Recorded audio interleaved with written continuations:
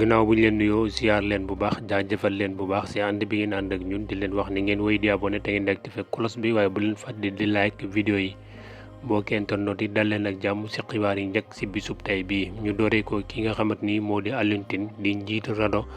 moom moomee sax nag wax na yëkkati ay kàddu jëmle ko si ki nga xamante ni moo di président de la république ak ki nga xamante ni moo di Bassirou Diomaye Faye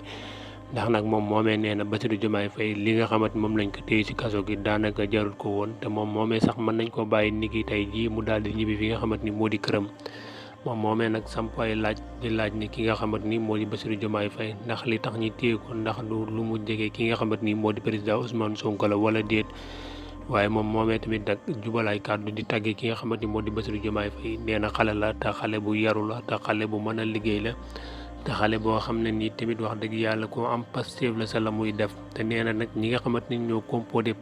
composé parti bii di Pastef les patriotes parce que ko jiite ñoom ñëpp ay ndaw lañ te ay ndaw lañ yoo xamante ni ñu bëgg seen réew la te ay ndaw lañ yoo xam ne seen réew jaral na leen lu nekk ba tax na daal ñoom ñii nag war nañ leen a bàyyi te may leen jàmm ñu daal di wéyal li nga xamante ni moo di seen liggéey rawat na nag yi nga xamante ni moo di seen candidat bii di Bassirou Diomaye Faye mën nañ ko bàyyi mu daal di ñibbi fi nga xamante ni moo di këram mu mën a léegale li nga xamante ni mooy sas bi ñu ko sas kàddu yooyu ku ko xamle di ki nga xamante ni moo di Alioune Tine mu jëlee ko si fii nga xamante ni mooy acte 221